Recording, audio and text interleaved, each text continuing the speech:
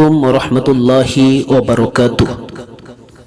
সম্মানিত দর্শক, রাসূলুল্লাহ সাল্লাল্লাহু আলাইহি ওয়াসাল্লাম বলেছেন, তোমরা আমাকে 6টি জিনিসের গ্যারান্টি দাও, আমি তোমাদের জান্নাতের গ্যারান্টি দেব। 1 নাম্বার, যখন কথা বলবে সত্য বলবে।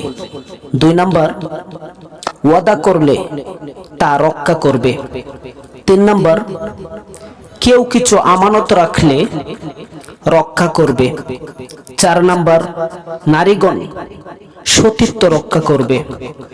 5 নাম্বার, দৃষ্টিকে সংযত রাখবে নারী ও পুরুষ। 6 নাম্বার, তোমার জবান ও হাতকে কাউকে কষ্ট দেওয়া থেকে বিরত রাখবে। এই 6টি বিষয়ের ওয়াদা যে ব্যক্তি দিতে পারবে, এই 6টি বিষয়কে যে ব্যক্তি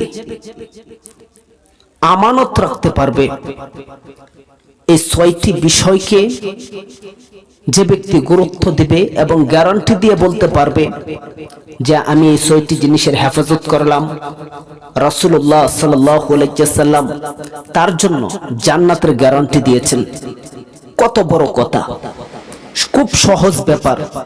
যদিও এই 6টি বিষয় যদি কেউ এড়িয়ে যায় তাহলে তার জন্য জাহান্নাম নিশ্চিত, আর এই 6টি বিষয়কে যদি কেউ প্রাধান্য দেয়, হেফাজত করে, তাহলে তার জন্য জান্নাত নিশ্চিত। সুবহানাল্লাহ। 1 নাম্বার, কথা বলবেন তো সত্য বলবেন, মিথ্যা থেকে আরো অনেক গুনাহ তৈরি হয়। ওয়াদা করলে তা রক্ষা করবেন। যে ব্যক্তি ওয়াদা রক্ষা করে না, সে ব্যক্তি রাসূলুল্লাহ সাল্লাল্লাহু আলাইহি ওয়াসাল্লাম এর উম্মতের মধ্যে গণ্য নহে। কেউ কিছু আমানত রাখলে রক্ষা করবেন। আমানতের খেয়ানত যারা করে, রাসূলের শাফায়াত তারা পাবে না। নারীগণ সতীত্ব রক্ষা করবে।